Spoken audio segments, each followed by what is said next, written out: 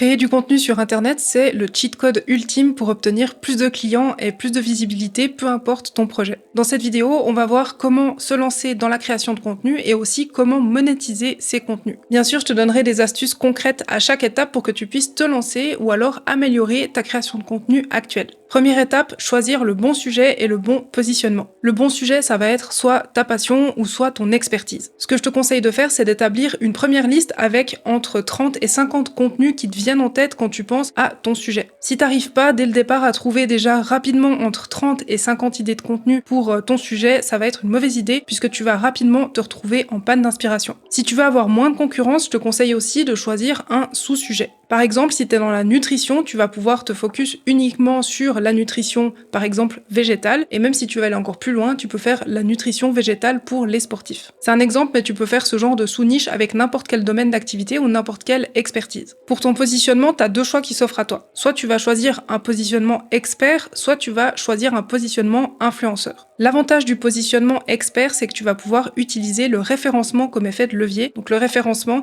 c'est quand tu vas utiliser certains mots-clés et que tu vas vraiment te spécialiser dans une niche, ce qui va faire que vu que tu vas utiliser souvent les mêmes mots-clés et le même champ lexical, ça va faire un effet de levier et tu vas devenir connu dans ton domaine. Un autre avantage de ce positionnement, c'est que ça va te permettre d'attirer une audience très ciblée. Donc si tu as une expertise particulière et que ta stratégie par rapport à ta création de contenu, c'est de proposer derrière tes services, le positionnement expert peut être parfait pour toi. Bien sûr, les deux types de positionnement comportent leur lot de désavantages et par rapport au positionnement expert, un des désavantages, je trouve, c'est que c'est plus difficile de fidéliser ton audience. Parce que si on y pense, les personnes qui vont rentrer dans ton univers, ça va être pour une thématique très précise ou un besoin très précis et quand elles en auront fini et qu'elles auront peut-être pris ton service, peut-être que ton domaine va moins les intéresser et qu'elles vont passer à autre chose. Un autre désavantage du positionnement expert, c'est que parfois tu peux te sentir enfermé dans une case. En fonction de la thématique que tu as choisie, ça va t'obliger à rester vraiment sur un domaine très précis et peut-être que tu as envie de parler d'autres choses et que parfois tu vas te sentir enfermé justement dans ce positionnement. Par rapport au positionnement influenceur, l'avantage c'est que ça va te permettre d'attirer des personnes qui sont sur la même vibe que toi. Donc c'est des personnes qui vont être attirées par ton aura et par ta personnalité. Ce qui est pas mal aussi avec ce type de positionnement, c'est que ça te permet davantage de fidéliser ton audience puisque les gens viennent pour toi, même si tu changes de business model et que tu viens avec des nouveaux produits, des nouveaux services, les gens sont attachés à toi et risquent de continuer d'acheter tes offres. Le désavantage principal de ce type de positionnement, c'est que tu vas pas forcément devenir une référence dans ton domaine. Tu vas être davantage connu pour ta personnalité et pas forcément pour tes compétences dans un domaine particulier. Ce qui peut aussi être désagréable si tu es un peu introverti, c'est qu'avec ce type de positionnement, tu risques de devenir connu, ce qui peut être très bien d'un point de vue business, mais par contre, si t'as pas forcément envie qu'on te reconnaisse dans la rue et ce genre de choses,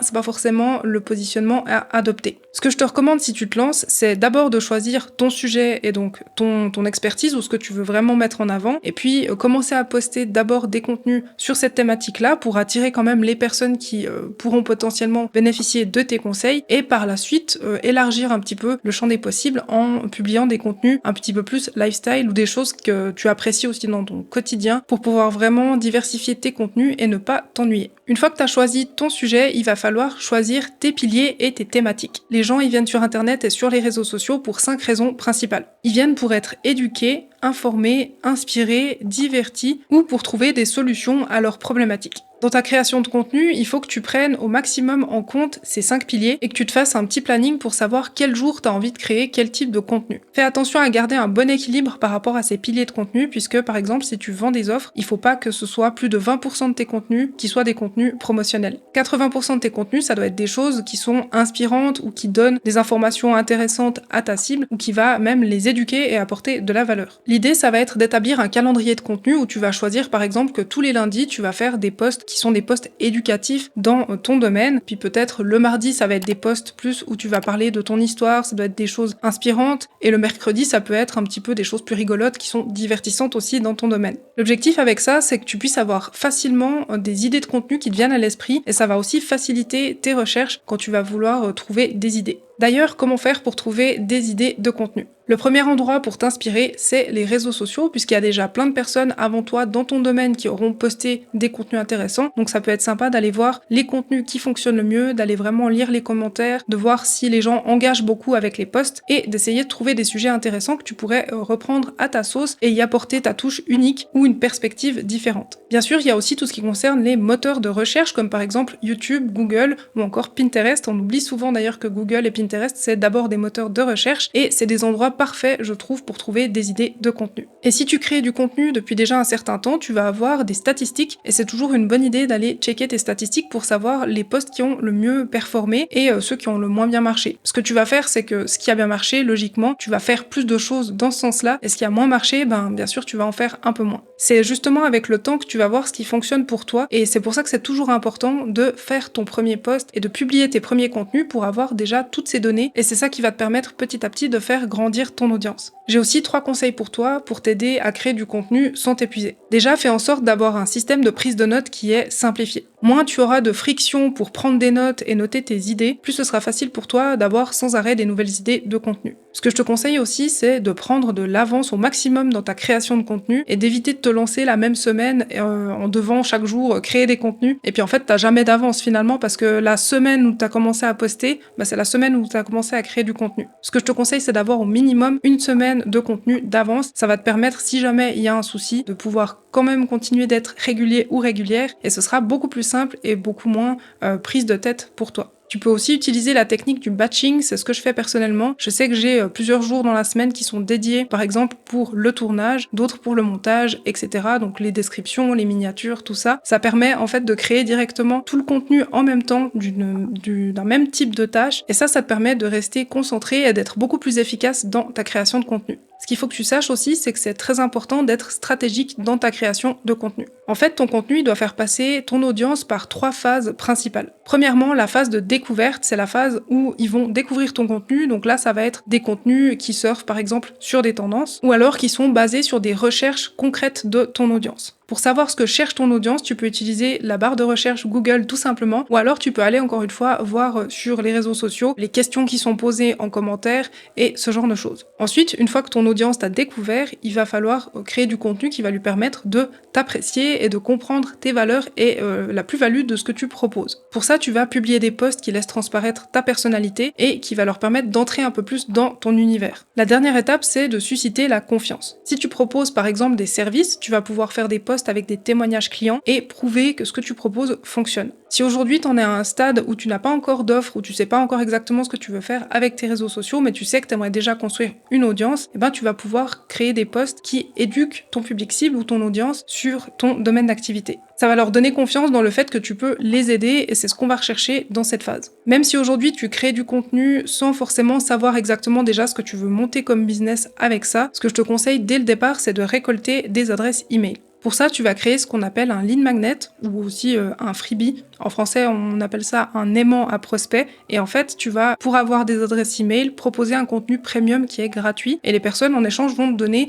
leur adresse email. Avec cette adresse email, après, tu vas pouvoir, par exemple, faire une newsletter ou envoyer en tout cas des emails à ces personnes-là régulièrement pour construire du lien avec elles. Comme ça, le jour où tu vas construire une offre et que tu voudras trouver tes premiers clients, tu auras déjà une base d'email avec des contacts de personnes qui pourraient potentiellement être intéressées par tes offres. Une fois que tu auras choisi tes thématiques et tes piliers, tu vas pouvoir définir ton audience. Là, tu vas te demander pour qui tu veux créer du contenu, avec quel genre de personnes tu as envie de travailler et quel genre de personnes seraient les mieux placées aussi pour profiter de ce que tu as à offrir. Une fois que tu as répondu à ces questions, tu vas pouvoir établir le profil psychologique de ton client ou de ton audience idéale. Tu vas noter leurs problématiques, leurs motivations, leurs désirs et leurs peurs. Et en fait, c'est grâce à ce profil psychologique que tu vas pouvoir créer les bons contenus pour les bonnes personnes. C'est comme ça que tu vas pouvoir apporter aussi un maximum de valeur à ton audience, puisque tu vas pouvoir exactement répondre à leurs problématiques et leur donner tout ce qu'il leur faut pour les régler, aller plus loin aussi par rapport à ton domaine d'activité et à leurs besoins. Ensuite, ça va être le moment d'analyser la concurrence. Tes concurrents, tu vas les trouver tout simplement sur les réseaux sociaux, mais aussi encore une fois sur les moteurs de recherche. Je te conseille d'analyser les 4 éléments suivants.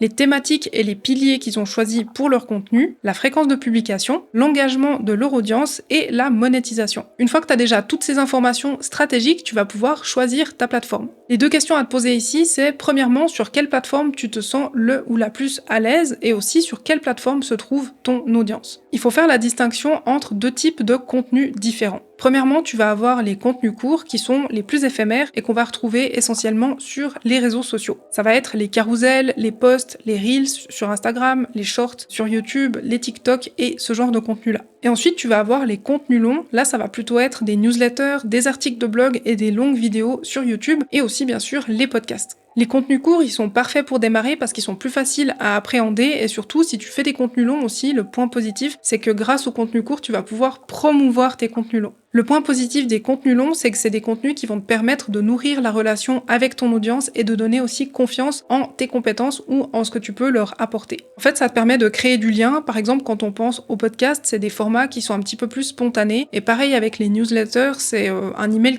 qu'on reçoit directement dans notre boîte mail. Et là, tu peux donner beaucoup plus de détails, tu peux vraiment t'exprimer plus librement encore même que sur les réseaux sociaux ou avec des contenus longs qui sont hébergés en ligne. En plus, le gros point positif des contenus longs, si par exemple tu as un podcast, une newsletter ou une chaîne YouTube, c'est que ça te permet d'être aussi un petit peu moins dépendant des plateformes de réseaux sociaux comme par exemple Instagram, Facebook ou TikTok. Si tu viens de te lancer, ce que je te conseille, c'est d'abord de choisir une plateforme de réseau social qui te permet de créer du contenu court là où se trouve ta cible et en fonction de ce qui est le plus simple aussi à appréhender pour toi. Ne crée pas des TikTok si t'es pas du tout à l'aise avec la vidéo par exemple et au contraire ne va pas sur LinkedIn si tu détestes écrire. Par la suite, une fois que tu as un petit peu de statistiques et que tu sais ce qui plaît le plus à ton audience, tu vas pouvoir créer un premier contenu long. Je te déconseille de t'éparpiller dès le début parce que ça peut vite faire beaucoup de travail, mais vraiment de choisir un contenu long sur lequel tu es à l'aise. Ça va te permettre de couvrir vraiment tout le spectre de la relation client qu'on a vu tout à l'heure par rapport à la stratégie et d'avoir du contenu sur les réseaux sociaux pour te faire découvrir et ensuite vraiment ton contenu long qui permet de créer du lien et le jour où tu auras une offre ou si tu as déjà une offre, de la promouvoir aussi